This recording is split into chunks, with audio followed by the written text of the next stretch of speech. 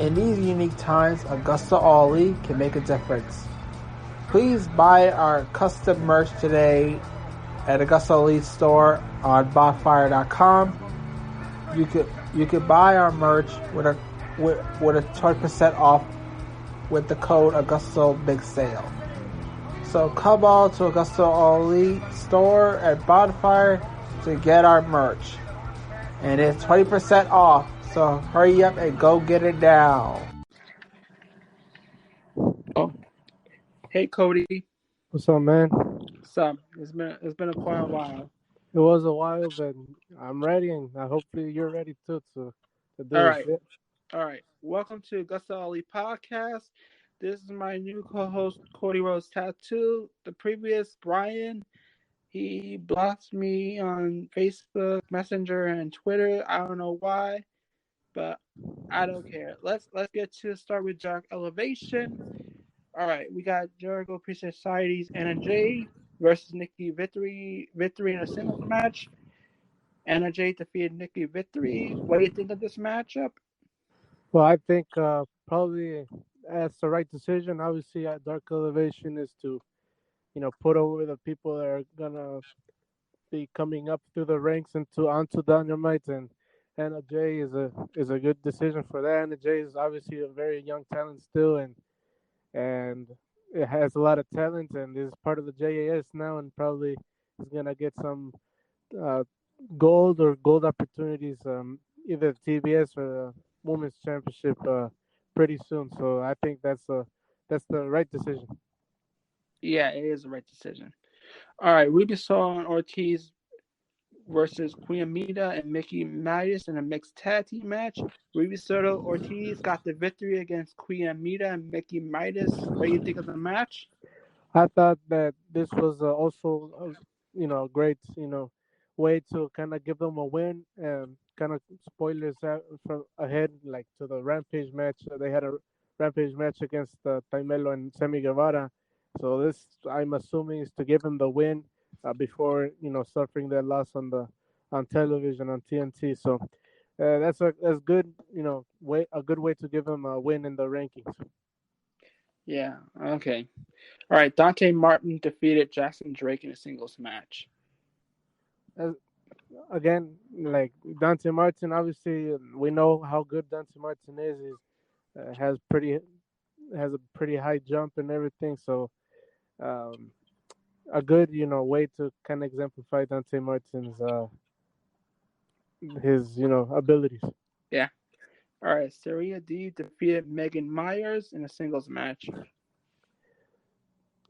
Yes, Serena Deeb is any Serena Deeb match for me is a really good match because she's just the exemplification of what a professional wrestler should be, whether male or female. She's great at it, and this wasn't the exception. Obviously, the she's on AW Elevation for a reason. She's not on TV yet, but this means that maybe something's brewing for her, and hopefully that is happening, and so that that gets on Dynamite soon.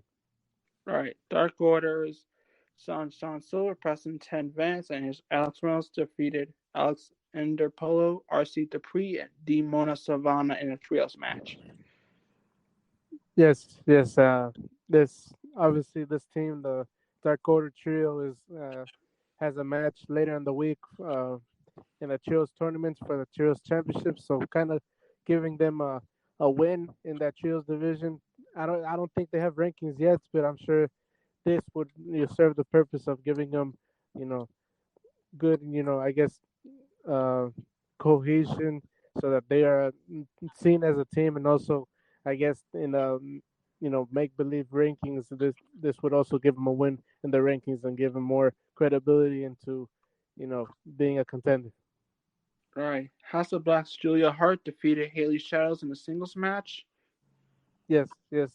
I have a personal problem with Julia Hart being in House of Black, but that's just me. It seems like everybody else likes Julia Hart and House of Black, and it's good. She's doing good character work. Obviously, she has dark makeup and everything, and she's a little bit more aggressive in the ring. And it wasn't different here in this match. And I think she's she's really good. I think she's a natural baby face as well. I think when she was a cheerleader with the Varsity Blondes, it was it was good there. There was no need to change it, but this was good too. This was a good match as well.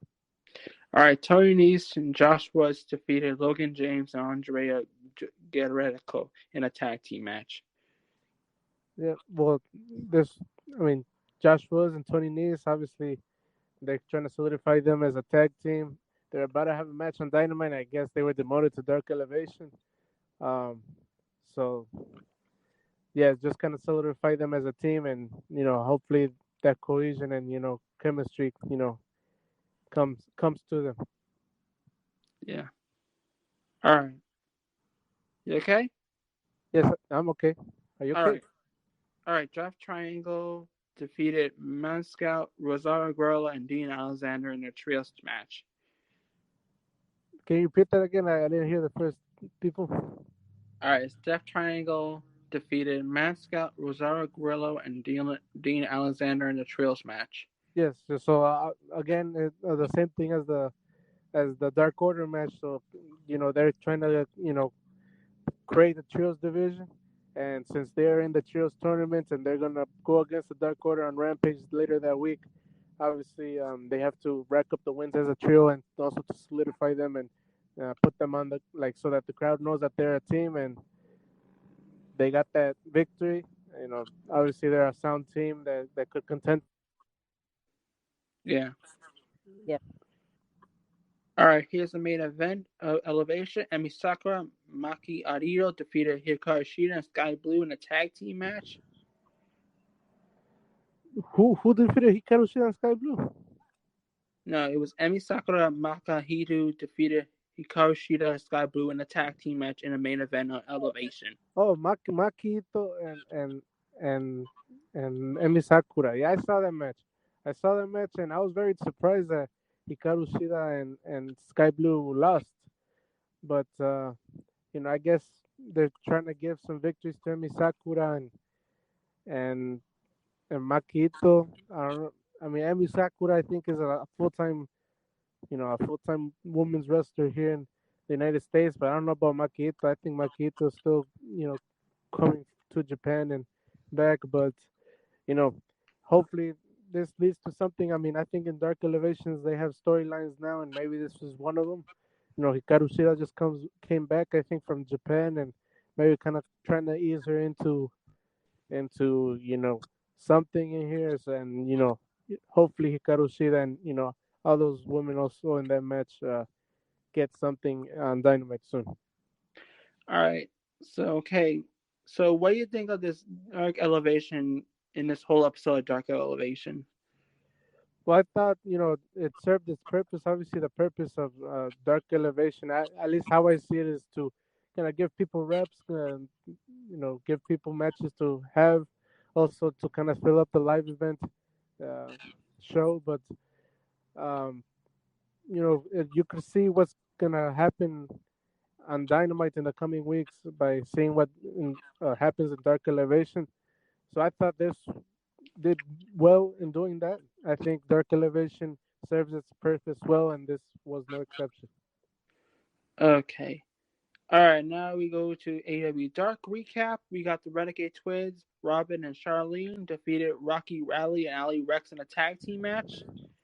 Yes, yes, and the Renegade Twins are, I've seen. I don't personally watch independent wrestling, but I believe that they have been doing the rounds in the independent wrestling scene, and obviously they're popular. They've done matches on Dark Elevation. For I think they had a match in Rampage as well, and they're the twin spot. And I think they're still young and they have a good future. I think this victory in AW Dark does well for them. Okay. And we got now the Factory's Anthony Ogogo defeating Melo in a singles match. Yeah, so Anthony Agogo, obviously, uh, you know, he should win this match. I mean, I don't know what else to say other than this was what it was supposed to be. Anthony Agogo should, be somewhere up more up the card, in my opinion. But obviously, he has to come up the ranks as well. Yeah. hmm The Wingman's Pretty Peter Avalon and Ryan Neff defeated Adrian Ellis and Lion Gray in a tag team match. Yes, and I think what those people call the Pretty Peter Avalon and Ryan Nemeth and Cesar Bononi and all those guys. I really like that faction. If they're the resident jobbers and AEW, but it's good that they get those like in AEW Dynamite and Rampage. But it's good that they get wins here in AEW Dark, so that they still maintain some level of credibility in AEW. They have a place to stay there because and they actually are a competition to some people at least, and that's what's good about AEW Dark here. Uh, and it's exemplified through this match. hmm All right. Blake Christian defeated Lucky Ali in a singles match. Who was that? Blake Christian defeated Oh, okay, Lucky Ali in a singles match. okay, Blake Christian. Yes, I've seen a couple matches of him. Um, that's good. That's he's coming up in AEW Dark. I think this is one of his first matches in AEW Dark and AEW in general, and I think you know there's a good future for him, but we would have to remain to see him in more matches. Yeah, okay. All right. Joel defeated Barry Morales in a singles match. Who was the first one? Who's the guy who won? Joel defeated Barry Morales in a singles match.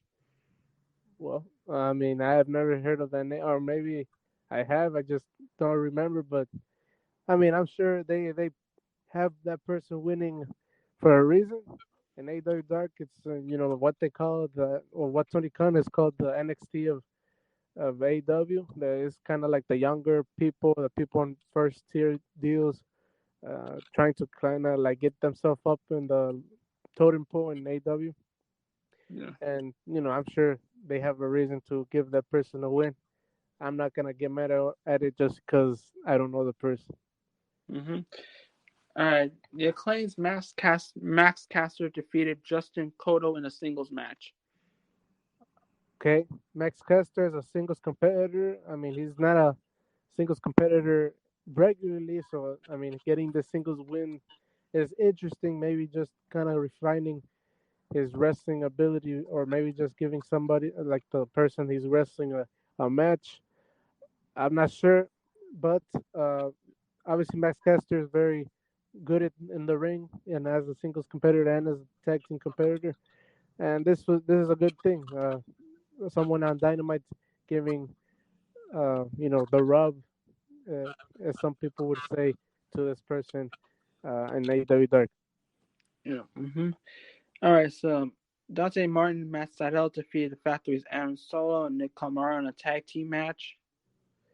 Yeah, so I really like Matt Sydal and I really like Dante Martin, and it's good that they uh they beat the Factory. I guess the Factory, or I also like the Factory, but they're also one of those resident jobbers guys, or the people that take the pins all the time. So it is what it is. That's their role, and they gotta play it well. And yeah, I have no problem with that. Okay. All right. So Jericho Christian Society's Daniel Garcia defeated Weston Blake in a singles match. Okay. Also a singles match for a tag team competitor. I guess this is a uh, something that happens regularly in AEW Dark. Also to refine some things, wrestling things, I guess. But I mean, the right guy won. Obviously, is to give them a win in the singles category. And yeah, I think I have no problem with this. Um, yeah, I have no problem with that. All right. The Trustbusters, R. Davari, Slim J, and Parker Bordex defeated Ryan Howie, Omar Amar, and Clash Flow in a trios match.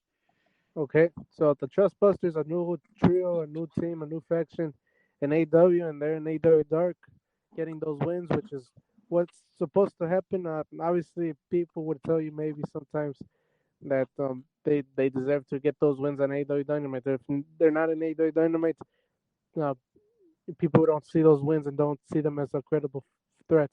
I want to tell you that. I would just say that's good. They're getting the reps, they're getting the wins, they're getting the credibility, they're stacking up the wins in the rankings, and eventually they'll get to that space where they'll at least be in Dark Elevation and then Rampage, or maybe in the meantime they'll also be on Rampage and then eventually on Dynamite and be hopefully an actual credible team. Because right now people see them as what, like a joke or whatever, but eventually I think they'll kind of solidify and be more believable. Yeah, okay. All right. So Dark Order's John Silver, Reynolds, and Preston 10 defeated Tyshawn Perez, DK Vandu, and Joey Sweet in a trios match. Okay, so again, a trios match for the trios team in a trios tournament for the trios championship. So the Dark Order should win this match because they're in this tournament. They gotta remain a credible threat to the people that they're gonna be in. So yeah, so yeah, I think this was a good decision. Okay. Tony Nese and Josh Woods defeated GKM and Oliver Sawyer in a tag team match. So this is like the whole Dark Order, the Dark Order. This is the whole Dark tapings for AW, or Yeah, this is this week's Dark episode, Dark. so we had two Josh Woods and Tony Nese matches.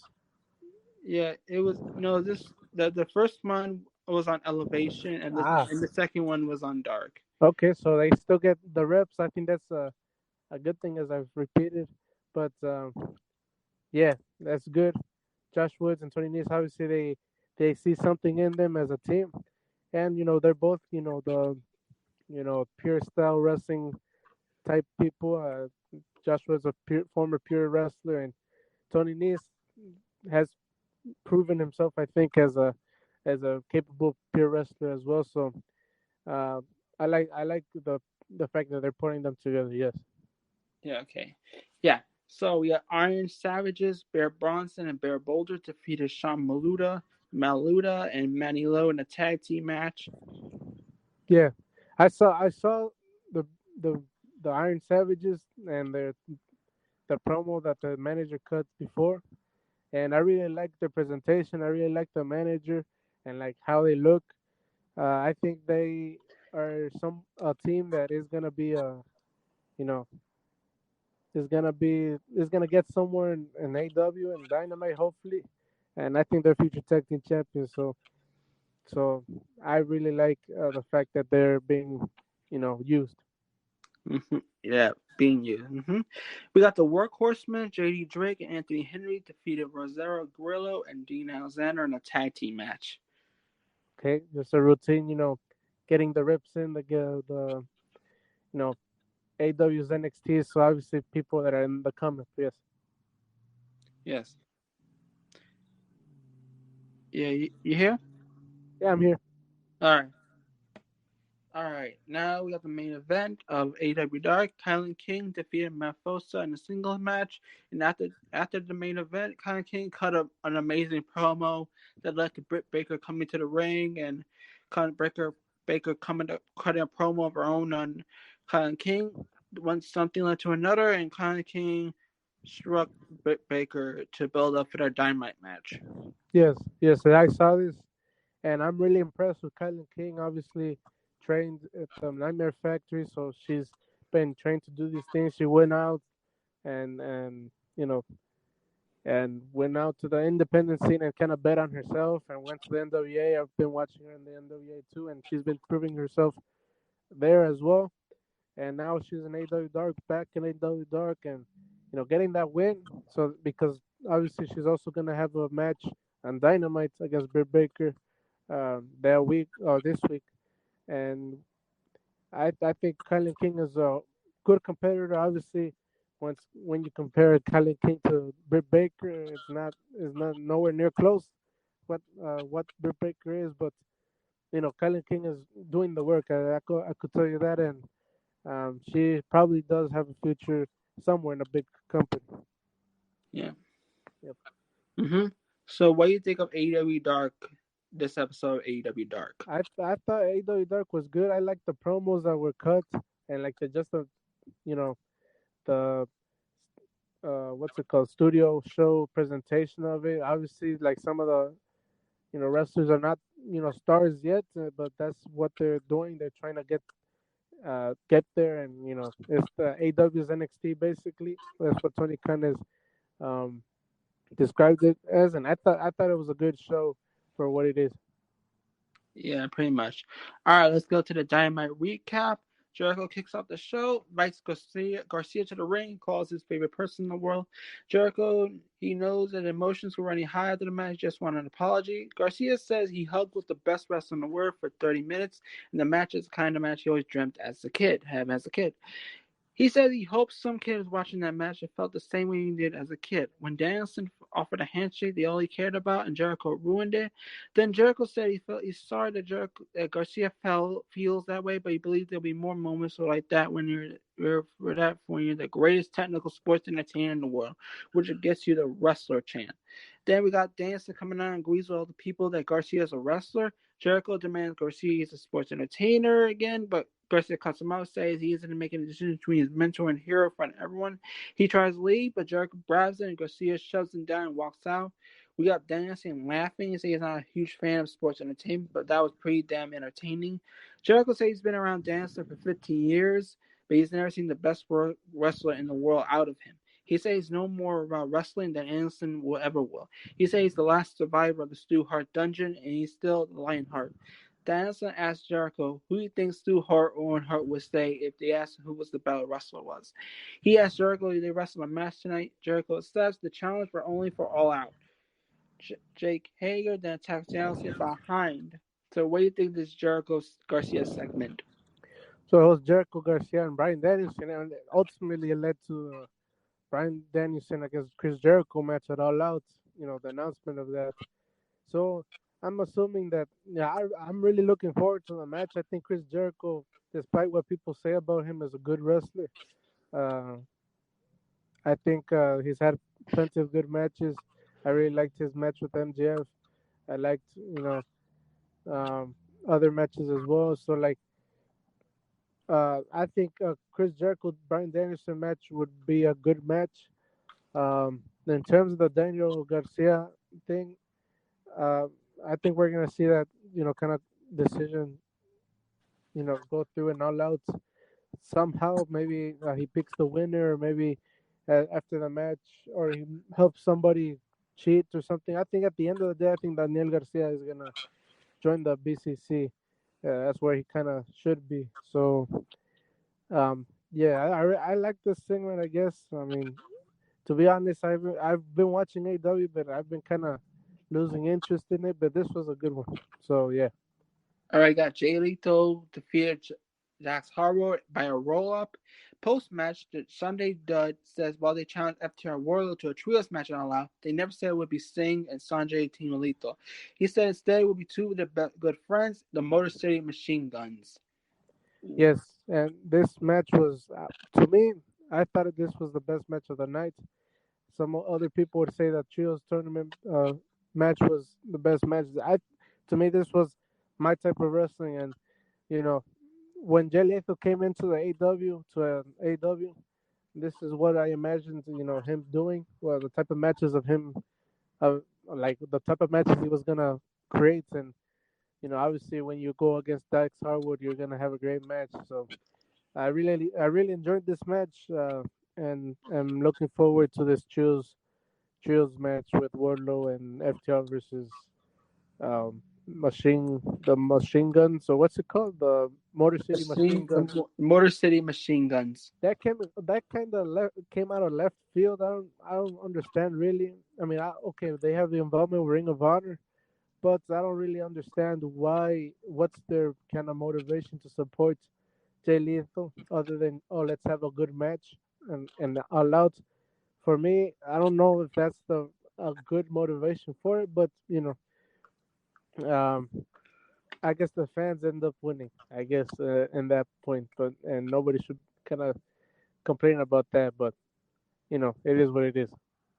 All right. We got backstage with Thunder Rosa crying. She says she had to step down as women's champion due to her injury. She announced an interim women's champion named that All Out. She wishes Tony Storm good luck, but this won't stop her, and she will come back strong, better and stronger. Yes, and I'm gonna I'm gonna say something I think controversial. I think most people don't believe this. I think most people think Thunder Rosa is a good babyface. For me, when she came into AEW from NWA, I was a supporter. But once she came into AEW, I don't know if I really buy her whole act um, as being this good, good, babyface or anything. I think her promos. I mean, obviously she's from Mexico, and I understand like the accent, and that's good. I mean, you could have believable promos with an accent. That's fine. That doesn't change things. For me, I think I just don't believe what she's saying. And part of that kind of takes me out of her character. You get what I'm saying? Um, Now she's gonna, not relinquish the title, but now it's somebody's gonna become the interim champion, and she has, I think, what's been reported a disc problem, a back problem. Um, I don't know. It is what it is. I don't think this is the ideal thing for AEW. For me, I would kind of refrain from interim championships. I would just relinquish the title. If you can't defend the title, you should probably uh, relinquish the title because you should be the defending champion as well as the reigning champion. There can't be two champions at the same time. For me, that just diminishes the quality of championship. You have just diminished the title for the men's world title. Now you're doing the same thing for the women's world title. I don't know if that's the right decision for me. Uh, that's frustrating for me for AEW to do because they've done a good job in protecting their titles and making them feel important. But I don't think this is the right decision. But whatever. Well, we'll see what happens. All right, we have now Colton Gunn defeated Billy Gunn. The post match where Billy Gunn Club beats Billy and they clean down until Swerve and Our Glory ran out and chased them off. Then we turned into Swerve and Our Glory staring down the Acclaim before leaving. Yeah. So this match was kind of just made to set up that angle between Swerve and Our Glory against the Acclaimed, or yeah, the right the Acclaimed, and you know I don't know what's gonna happen out loud personally, and this is what I said that I've kind of lost interest in AEW. I know a lot of people don't like the claims because of their entrance and everything, and they're good, capable wrestlers. But for me, I just don't. I don't. That's not my type of thing. Swerving Our Glory, and other people would say that they're great. I'm not gonna be that person that says that. For me, I think Keith Lee. I don't know. I think he's overrated. Swerve Strickland, he's good or whatever, but I think he buys into his hype too much. That's just me being honest, and you know, I think it's gonna be a good match, obviously in All Out, but and I don't know who's gonna win, which is a good thing. That's a testament to the good booking. But for me, I wouldn't be interested in this match if you were asking me. Yeah, I understand. All right, Britt Baker defeated Kylan King. The post match, Baker mocks Thunder Rosa, saying when she was champion, she wrestled her title reign with a broken wrist. Baker says that Storm will finally get a chance on the pay per view someone gives a damn about because she'll finally be in a ring with her. We get into Tony Storm coming out, but Hayter attacks her from behind. Hayter and Baker beat Storm down until Hikaru Shida makes the save. Shida, Baker, Storm, Hayter will face on the four-way for the interim women's title at All Out.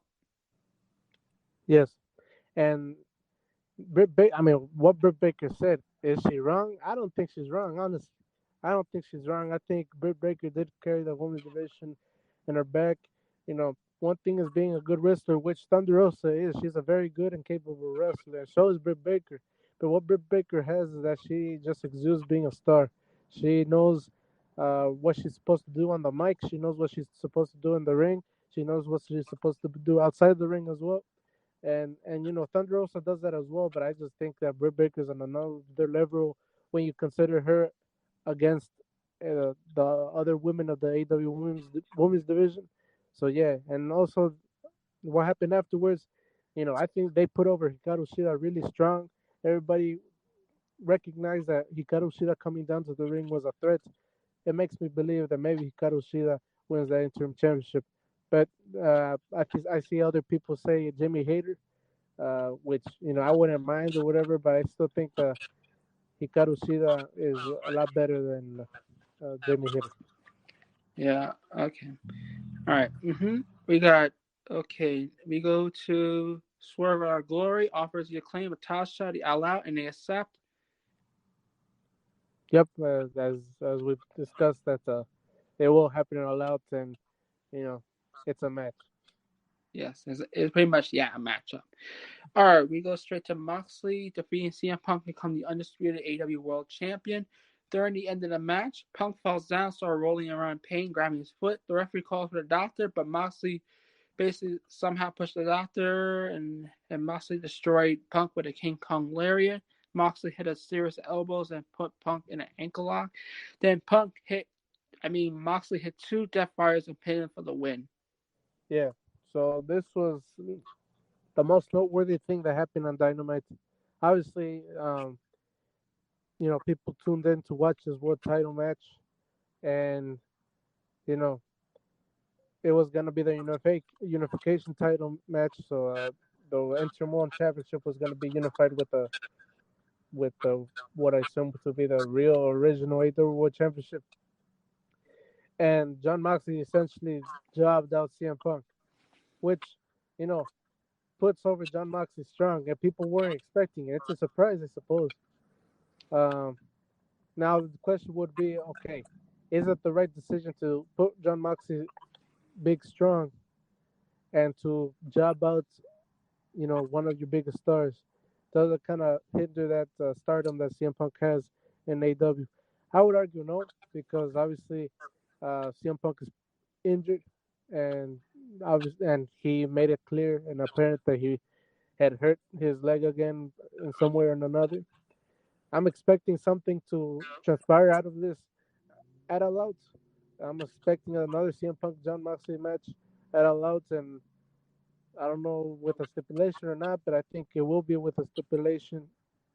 And I think the only way to do this is to have CM Punk beat John Moxley, uh, which I don't know if you want to do that hot potato stuff with the world title, but I mean I think CM Punk is a deserved champion. But if he's injured, if he's legitimately injured, if he's really injured, I think that obviously you have to put that title on John Moxley. Yeah. Honestly, yeah. All right, backstage, Cage accepts Jungle Boy's challenge for All Out. Yeah, and we expected this to happen. Christian Cage and Jungle Boy have been at it for weeks now, and you know, um, I think it's gonna be a good match that kind of exemplify. I think people have forgotten how good Jungle Boy is, and also how good Christian is in the ring. So I think people are gonna get surprised by this match. I think it's gonna be a good one. Yeah. Yeah, we got Ricky Starks comes out and say he has veterans in the back telling him this is the show business, not friend business. He says that he thought he and Hobbs were exception. He said while Hobbs wants to see him do good, he didn't want to see him do better than Hobbs. Starks says that when Hobbs was standing around the bezeled shirt begging Baker's security guard, he gave Hobbs a seat at the table.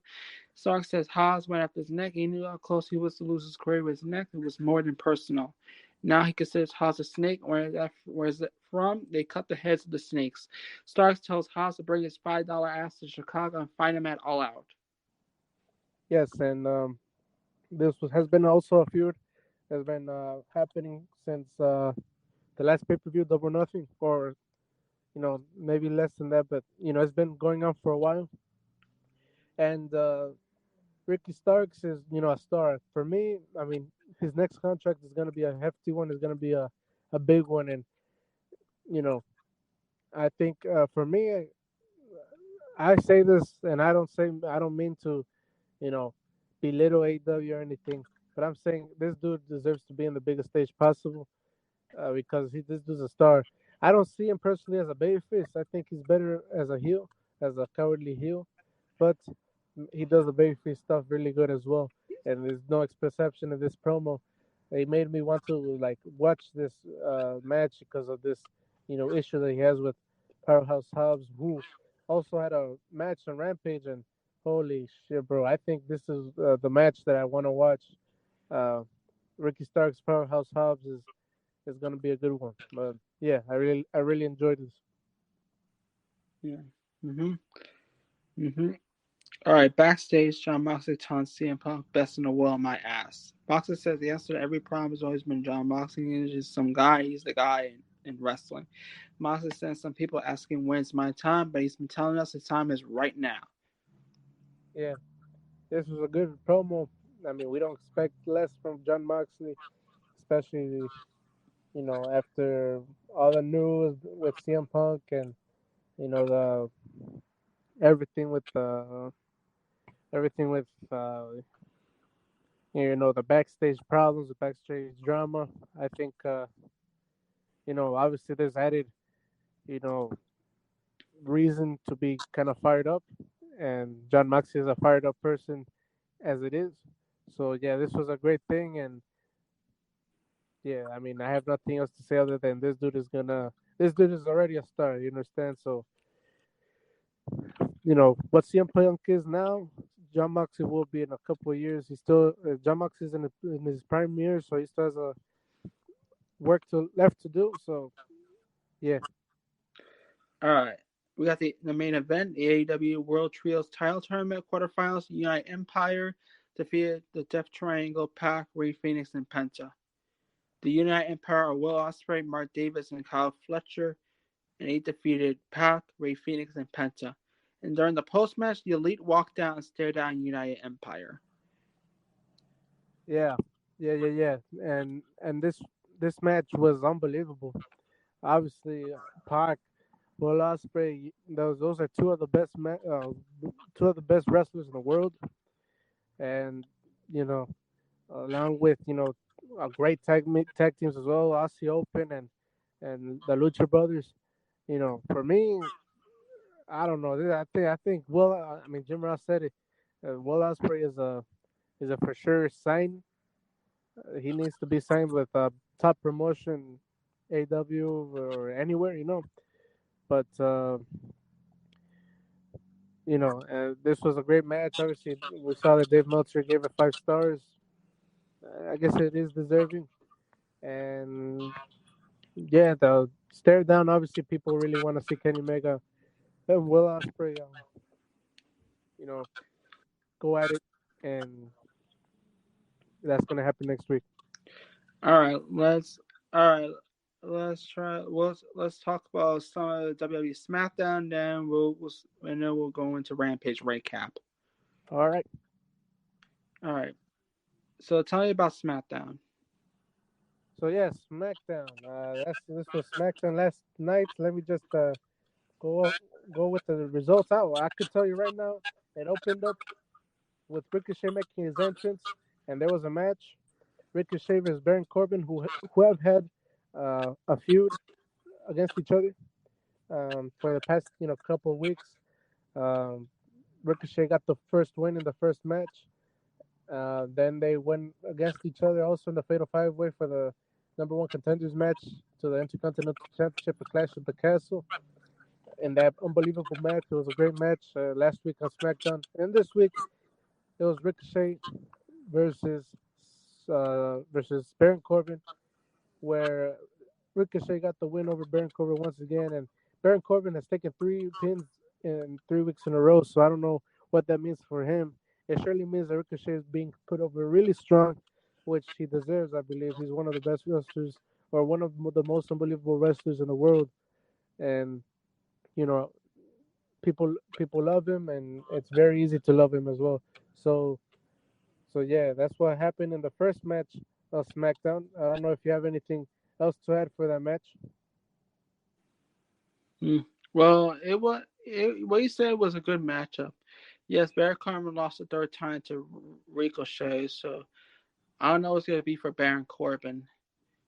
He's basically he's basically used to get people over. And Ricochet might have a future opportunity to face Roman or McIntyre in the future. Yeah, yeah, I could see that happening, and obviously, Ricochet is a great babyface.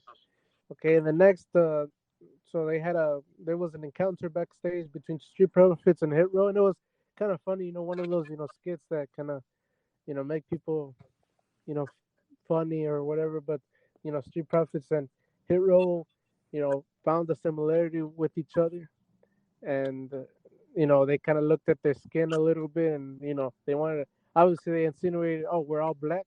That was what they had in common, but that's not what they said. They said that they have the same like mentality that they all want to smoke or whatever. So that happened, and then so I don't know if you have anything else to add with that. No, not pretty much. All right. So then we had a women's tag team title tournament, but this is not a regular match since there was an injury last for Toxic Attraction. They had to make this second chance fatal four-way match between the losers of the tournament, which is not ideal, but it is what it is. And it was Sonya Deville and Natalia, Dana Brooke and Tamina, Shotzi and Shia Lee, and Nikki Ash and Doudrop. And the winner was Sonya Deville and Natalia. I personally was very surprised. I thought the winner was gonna be Shotzi and Shia Lee, or even Nikki Ash or Doudrop. I didn't think Sonya Deville and Natalia were gonna win, but they got the win, and they're advancing now. They're gonna have a match. Oh, and they had the match on SmackDown, this very SmackDown, uh, later that night. So yeah, so they advanced to the title and went against Raquel Rodriguez and Aliyah, which is gonna happen later. What do you think about the result that Natalia and Sonya Deville won? Honestly, I seen Damage Control beat them to win the women's tag titles. That's what I see out of this. All right, so we're gonna transition to the next one, which was a segment between Gunther, the Intercontinental Champion Gunther, and Sheamus, who exchanged words. It was a promo segment. Very much fired up, and he basically said, um, that he sees a lot of himself in Gunther, that they like to beat people up and whatever. And basically, what we got out of this is that Gunther and Sheamus are gonna beat the fuck out of them, out of each other. You know, it's gonna be. I think this is a sleeper match. I think this is gonna be the match to, other than Roman versus Drew. This is gonna be the match uh, for Clash at the Castle next week. So I'm really looking forward to this Intercontinental Championship match. The Intercontinental title looks great on Gunther. It looks great being defended so frequently now, and you know, I don't know. I really like this program. What do you think? Mm, I think Gunther is going so far doing good, and the Sheamus and Gunther match at Clash of the Castle will blow everyone out. Yes, yes, sir. Yes, sir. That's a given, basically. Okay, now we're transitioning to the women's tag team title tournament semifinal that we prefaced with the Fatal Four Way before. So now it's Raquel Rodriguez and Elijah versus Sonya Deville and Natalia, and the winners ended up being Raquel Rodriguez and Aliyah. That was very much interesting because Bailey was, ringside, and they mentioned that Aliyah had lost to Bailey on Raw before, that week, which was interesting. I mean, obviously Aliyah was in front of her hometown, and they wanted to take get her out on the Toronto show on Raw, but you know Raquel Rodriguez and Aliyah now advanced to the finals, and now they're gonna go against not they're gonna go against Dakota Kai and Io Sky, which is gonna be a good match. I think it's gonna be a good match, and surely I think Io Sky and Dakota Kai are gonna win that tournament final. Actually, it's gonna be not a Clash of the Castle. It's gonna be on Raw next week.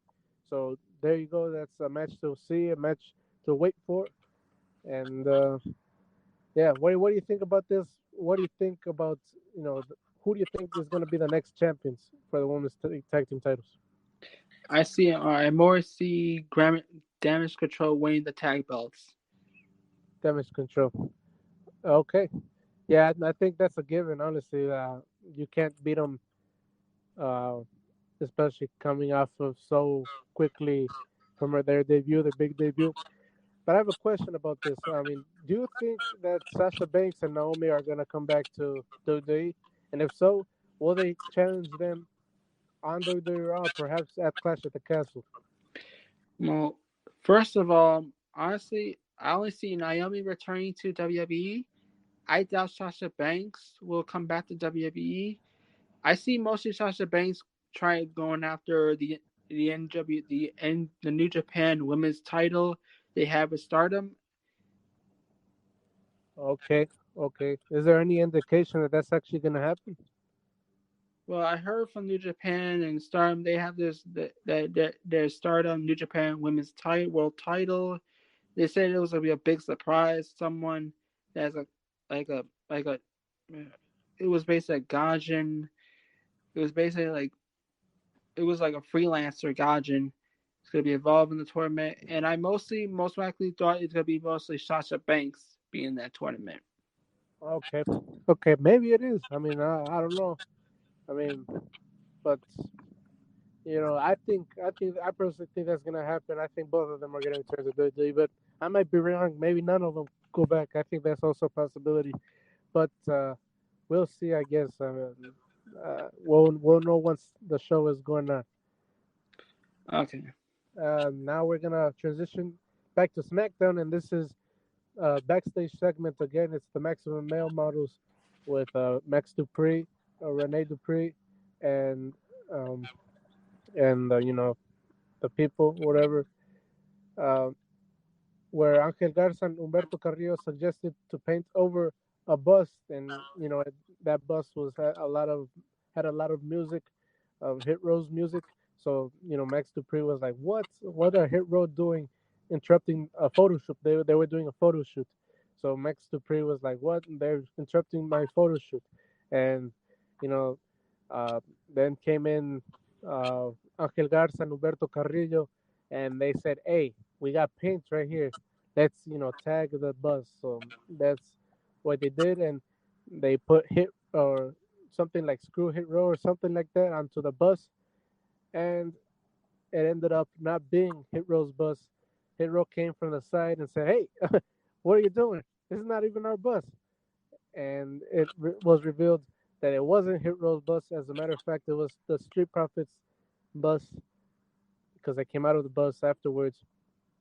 And I think this is going to lead to a feud between the Street Profits, perhaps, and Hit Row. Yeah. What do you think about this, if anything? I think about this as this.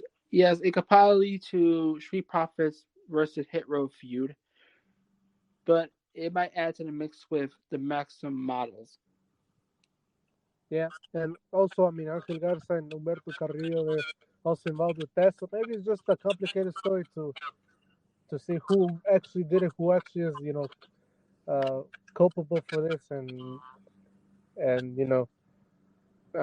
who gets the actual blame. I think at the end of the day, it's gonna be it has to be Angel Garza and Carrillo. So I don't know. We'll see. We'll wait and see, I guess. And we could do that now. All right. So next was a promo segment. A New Day went out to the ring, and they basically started to say, "Hey, this is a serious thing," or whatever. Whatever. It was a serious promo, and then they were insinuating that maybe the New Day, should, you know, be no longer. Maybe the New Day should just cease to exist. But right before they could complete that thought, the Viking Raiders came in. So that something's gonna happen there. Obviously, that thought is in their mind. They weren't able, or they weren't, you know, uh, they weren't, yeah, they weren't able to kind of complete their thoughts because of the Viking Raiders. But maybe something down the line, happens with that. but the Viking Raiders come in, and then uh, so Xavier Woods was in a wheelchair, and then Kofi Kingston kind of went to the other side of the ring, where opposite to Xavier Woods. The Viking Raiders wanted to pounce on Xavier Woods, or they wanted to pounce on Kofi Kingston, so they had their back on Xavier Woods, and then Xavier Woods revealed that his leg was good all along. They could stand up, and he had a candlestick in his hand. He threw one to Kofi Kingston, and then they started to threaten the Viking Raiders with candlesticks, which you know prompted them to leave the ring and retreat.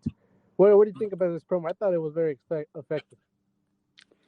Yeah, it was a good promo. Yes. Yeah. I think the Viking Raiders are probably going to get this win. They'll probably have. Oh no, they have a match next week on Friday Night SmackDown, uh, which is taped.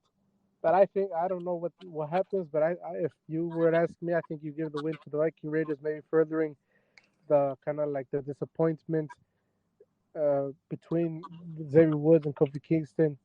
Maybe kind of furthering that the dissension storyline of the New Day, and maybe Big E comes back in the Royal Rumble to kind of save the day and kind of bring the New Day back and bring uh, positivity back to them, or maybe they all become a go through a you know you know a feud, all three of them, and have a match against each other at WrestleMania. I don't know, but that happened. So yeah, so we're gonna transition to the next thing that happened. Uh, some things were promoted. Roman Reigns celebrates his 2-year anniversary of his world title reign next week, so they'll do something there next week on SmackDown. They then say Karen Cross will make his in-ring return next week, so he's gonna have his first match back from first match since returning on SmackDown next week, and then also Maximum Male Models will also make their debut. So this is gonna be a big SmackDown. It's taped. Obviously, everything's out there. I don't know. I haven't seen anything, but but there will be 2 debuts next week on SmackDown. Ludwig Kaiser vs Butch is also announced for next week on SmackDown, which kind of furthers that feud between Sheamus and Gunther before Clash at the Castle. Which this is the go home show. This is how a go home show should look. It's a strong show, and then uh, so I was also New Day vs Viking Raiders. So and then the last thing is the main event. The main event was Sami Zayn versus Drew McIntyre. And before this, Sami Zayn was instructed by Roman Reigns. He was kind of, I don't know if you saw this, but he was kind of invited into the bloodline by Roman Reigns. Jey Uso isn't very accepting of Sami Zayn. He thinks he's a loser. He's not part of the family or whatever. Jimmy Uso is more of a relaxed guy. He likes Sami Zayn and their interactions are right. But Roman Reigns is also like accepting him into the bloodline at least right now. And he just instructed him to kind of distract Drew McIntyre for him. And I guess Sami Zayn did that because although Drew McIntyre did end up beating Sami Zayn, Roman Reigns and the Usos came out and beat their freaking up, beat Drew McIntyre up, and laid him for dead. Basically, they hit him with pretty bad chair shots. I don't know if you saw the picture of Drew McIntyre. Do you see the Drew McIntyre's back and how it, ended up? Yeah, I seen the picture. It was very bad. It was pretty bad, and you know, uh, and Roman Reigns just stood tall at the end and basically said that the whole business is his because somebody needs to, step up and take these from him because it's not gonna be Drew McIntyre. I really like this. I think there's a huge match for Clash at the Castle, especially adding in that Drew McIntyre is from the UK, so I think it's gonna be one of the bigger matches of the past years. What do you think about this main event and The main event. Yeah, it was good closing the main event. It shows Drew McIntyre as a serious competitor. It shows Roman and his gang as brutes that Drew McIntyre needs to overcome to win the world title. Yeah, and I think the I was thinking, and I think the determining factor of who's gonna win and who's gonna lose is gonna come to Paul Heyman. I think he makes his return at Clash at the Castle, and I think he helps him beat Roman Reigns in a desperate situation where maybe Drew McIntyre hasn't pinned, not pinned, but like has him down on basically about to beat him. And I think Paul Heyman comes back and helps him cheat to win, which that'll give him a whole bunch of hits and the UK crowd against their resident person. I think this is a great main event for this Clash at the Castle next week. So Mm-hmm. yeah, that was SmackDown. What do you think about it in general? Yeah, I thought it was a good show. Yeah, pretty. Yeah, SmackDown didn't watch, but yeah, I heard it was a pretty good show. Yeah, I think it's been getting better. Obviously, there's still room for improvement. It's not perfect. Obviously, nothing's perfect, but it's good to see some change. At least. Yeah. Let's go to the AEW Rampage recap. Let's start with the AEW Trios Championship Tournament. The semifinals, Dark Order defeated House of Black during the end of the match. Miro heads down the ring and takes out Buddy Matthews and Brody King, allowing Reynolds to roll up Black for the win. Post-match, House of Black beat down Miro, but Darby Allin and Sting made the save. What do you think of the match and the post-match? Yeah. So the match was pretty good. Obviously, the ending was the parts where people kind of thought was controversial. I personally didn't, but I think people really wanted House of Black to win. Uh, they really thought House of Black was gonna get far in this tournament. I thought it was pretty obvious where they were going. I thought you know it was pretty clear that Dark Order was gonna advance and go against the elites. I think they're gonna advance to the finals and go against the elites at allowed maybe 10. I think 10 was selling his leg injury. Maybe 10 will be injured in one of those matches, probably the next match, and somebody would have to step in for him, and it will have to be Adam Page, and that Adam Page, uh, John Silver and Alex Reynolds versus Kenny Omega and the Young Bucks is a very interesting and intriguing match for All Out. Obviously, it would be a fan favorite, Mm-hmm. and obviously Miro coming in and distracting the House of Black furthers that storyline. I don't think that was bad. I thought it did its job. So yeah, I really like this match. Okay.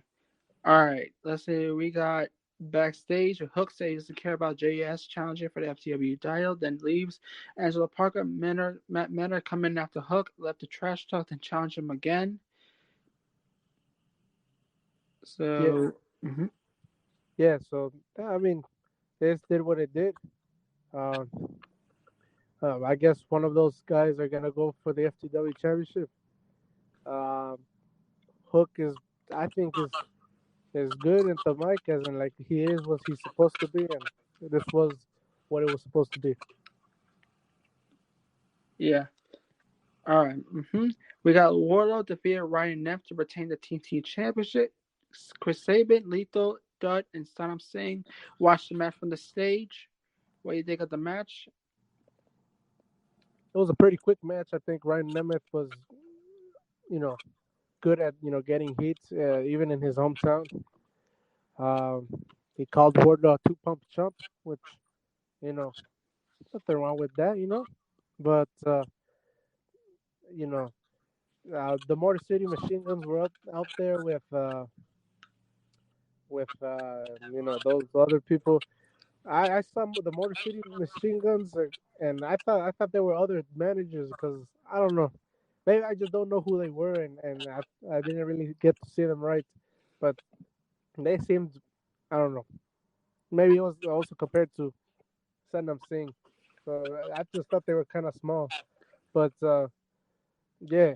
I think this match is gonna be a good one. Any FTR match is gonna be good. Wardlow is over as fuck, and let's see how these Motor City Machine Guns go. I've never seen a real like match of them, so maybe I'm impressed by them a lot. I don't know.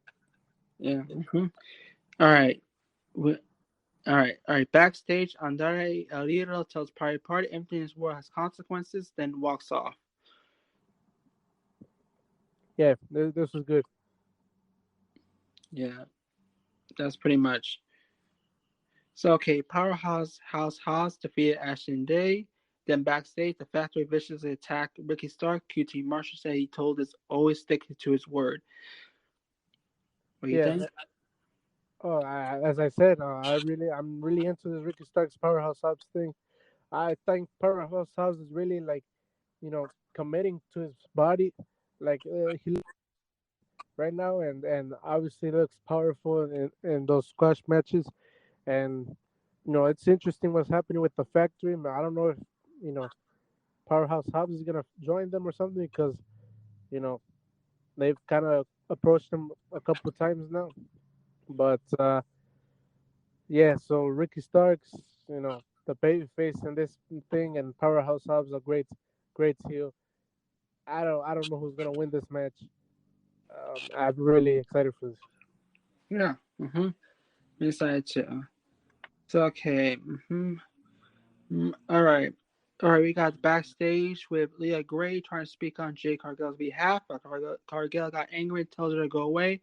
Hogan drags her off before Cargill tells Athena to come out and get her at All Out. Athena comes out of nowhere, attacks her before security separate them. What do you think?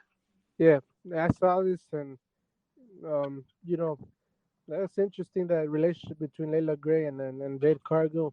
I don't know if they're building to something between them two. But okay, Athena versus Jade Cargill at All Out was a no-brainer. Obviously, I think we all knew that was gonna happen.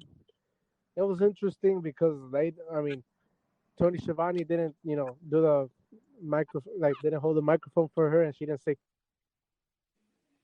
I guess, you know, lend some truth to Warner Brothers Discovery telling AEW that to tone down the the language, or maybe not. Maybe it's just that there was no necessity for that. We'll see more in the weeks to come.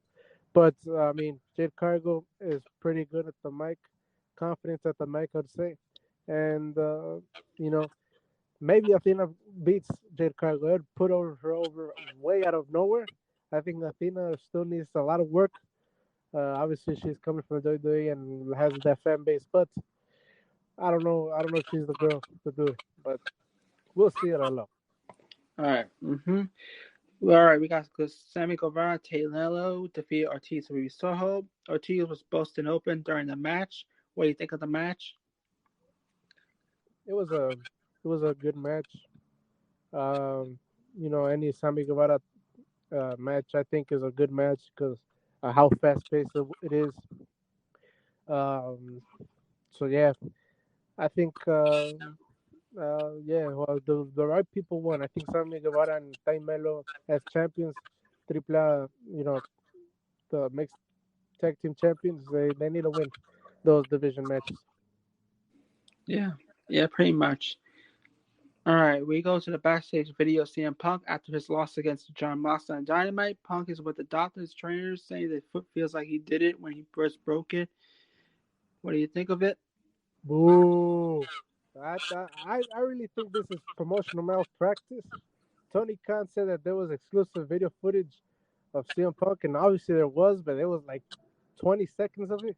I was expecting like some type of promo or something. No, it was just CM Punk saying they gave out or whatever. That's it. That was the gist of it. That could have been said. It could have been a social media exclusive or something. It was just a tactic to get people to watch, and it was a dirty tactic in my opinion. If Vince Man would have done it, people would have been all over it.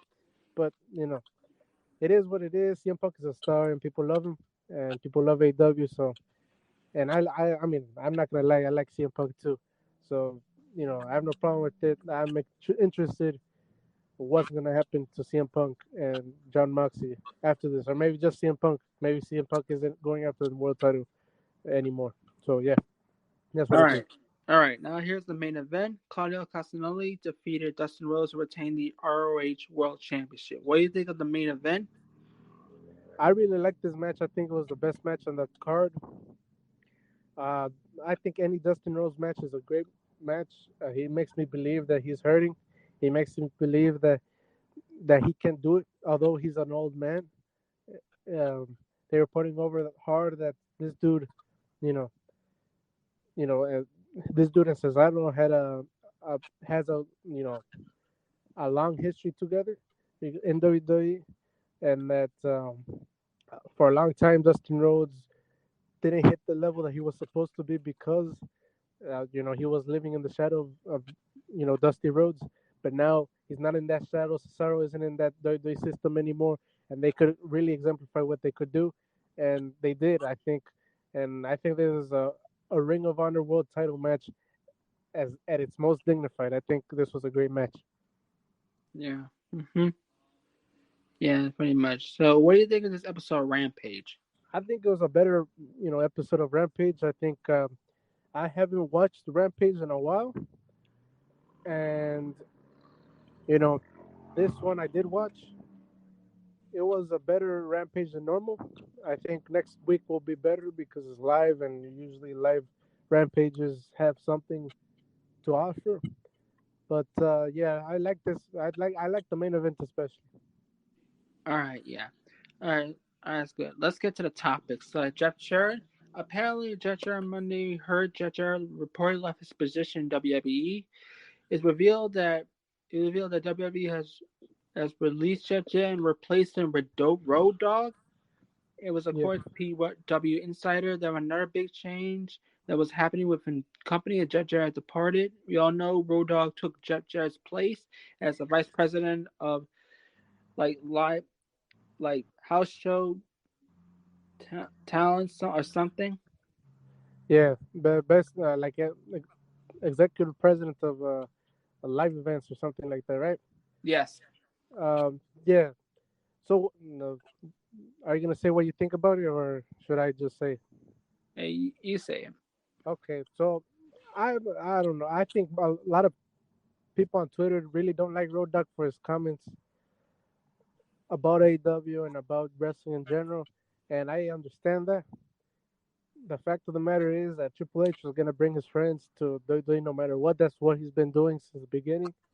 And Jeff Jarrett, you know, he just got into that role. I mean, I thought I've been listening to Jim Cornette's podcast or whatever, right? And he said that Jeff Jarrett is the perfect person for that job, And I thought, okay, I think this is a long term job for Jeff Jarrett, but I guess this Vince McMahon retirement, kind of changed things. Maybe allows Jeff Jarrett to do things outside of WWE. He was doing great things outside of WWE before going to WWE. Obviously, being part of Ric Flair's last match. I saw him in Triple Mania, and he was doing great. And they actually set up a match, which I thought was going to happen. But after he went at WWE, I wasn't expecting it to happen. Now I can't expect it to happen. Jeff Jarrett still is a great wrestler, I think, and we saw that in Ric Flair's last match. Road Dogg, I don't think we're going to see much of Road Dogg in WWE. I don't think much is going to change in WWE because of Road Dogg. NXT at its highest point had Road Dogg backstage, so I mean, nothing's really going to change for me to care about Road Dogg being put in this position. So Triple H can bring him anybody he wants backstage as long as, you know, let's say, I don't know, a bad wrestler comes to WWE.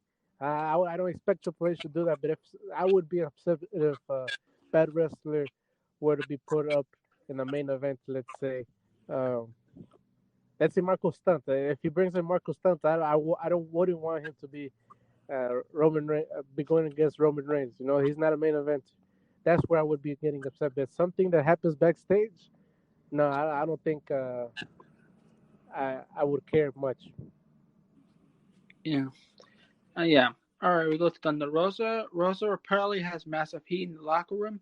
It was from Voices Wrestling Joe Lanza mentioning on the Instant Reaction live AW post show that Rosa and Big Bear had legitimately heat. enemies backstage or so.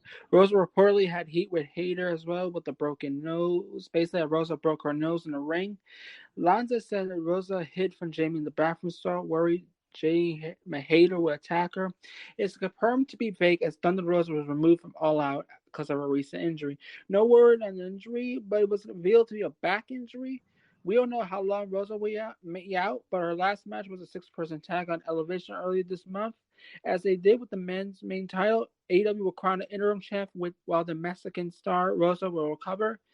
This happened at all. Then that will happen all out when there will be a one-on-one rematch between Rosa and Thunderstone partner Tony Storm. Will now be a four-way for interim women's championship. In addition to Storm, a graphic was shown on Dynamite listing former champions Shida and Baker and Hater being in the match after Baker win over Colin King. All four women mixed up. Then when Rosa is cleared to return, we'll have another unification bout between her and the winner of All Out's interim title belt. What do you think of this situation, Rosa and the Heat in her locker room? Yeah. So for me, just analyzing like the reactions of the women at backstage promo segments, or you know, and matches, just the reports we've had like of Thunder Rosa sandbagging and Britt Baker mentioning it and all that. I thought it was quite apparent that she did have some type of heat, or maybe there was some malcontent there backstage. Um, I think there was another part of the report. I don't know who reported. I think it was Wrestling Observer. Um, they said that the fact that they're doing an interim championship means that Thunder Rosa isn't gonna be out for long. In fact, they'll probably only be a couple of weeks. For me, I mean, I already said my piece about Thunder Rosa. I don't know. I don't really like her. I don't really support her. She's a babyface, but I don't believe her. And I think an important aspect about a babyface is to believe her. It's like if I were to compare her to, I don't want to compare her to a WWE person, but I'm going to, and it's not because of WWE or not. Just simply like how they presented as babyfaces, how they, uh, you know, uh, speak. Thunder Rosa, when compared to Liv Morgan, for example, I think Liv Morgan is a very genuine, a very uh, believable uh, babyface, and Thunder Rosa is like, okay, let's say she's a very dominant force, and she's very, gracious to the fans and everything, but at some point it's too gracious. Like that moment when Liv Morgan was getting booed, maybe it was because she was presented as too weak. But sometimes the babyface does have to be presented as, you know, sympathetic, and there's a fine line where it's sympathetic and a loser. Here, Thunder Rosa, I think, is the opposite. I think um, she's not sympathetic enough. I think she tries too hard to become sympathetic in interviews and promos, but um, in the ring she doesn't allow herself to like get beaten up or things like that. I think if she were to get beaten up and like to be in vulnerable situations where she kind of overcomes the odds, then I would buy her as a babyface. But yeah, that's my piece on Thunder Rosa. I think this interim championship, I already said, not a good idea. But if it's gonna happen, I mean, I don't know, it's gonna happen. So I can't do anything about it. All right, all right. All right, here's the topic with AEW. AEW held a mandatory meeting. Cody Khan said to be fired up about it. According to Fightful Select, the Khan discussed the company's plans to grow talent relations development team. According to Fightful, the accident of Tony Khan was also addressed. The rumors of miscommunication, lack of accident had emerged. Omega and the Young Bucks were said to make it clear that the door is open, and they could be reached for concerns as well. Khan made it clear that AEW is an industry that has been long been dominated by WWE. He has put everything into to make things better for the talents. Khan also stated right before the team meeting took place, AEW's Megan Parkett, the chief legal officer for the company, was effectively the number two in the promotion's hierarchy, sent an email to WWE's Nick Khan and Stephanie McMahon, warning them not to tamper with his talent. What do you think? Yeah. So there's a two-parter basically. So the first Yeah, part is Yeah, that was the first part. The second part is that he also told the stars that he's not going to be a pushover. It was more backstage drama that was laid. Cody Khan's now told talent that he's not going to be a pushover. Yes, he heard there was also more cases of incidents backstage at AEW, seeing that the atmosphere is tense with a lot of classic personalities. Some of them include Johnny Guevara, Kingston's backstage scuffle, Britt Baker, Thunder Rosa, reportedly had a genuine heat for each other, and numerous reports and rumors of contract tampering by WWE. AEW held a talent meeting before August 24 episode of Dynamite to address the uncertainty backstage in the company. Tony Khan even mentioned he had a direct message sent to WWE telling them to stop their alleged contract tampering. Though more details emerged about this meeting as per Meltzer and Wrestling Observer newsletter regarding Khan's stance on unrest backstage. One wrestler noticed that Khan made it clear he's not going to be a pushover for demands by the talent. Been a lot of instances where the talent's been late and made a demand, so when they run in regard to pay-per-view, in some cases, Khan has done that, thinking the proposed ideas are better than the others, and it hasn't.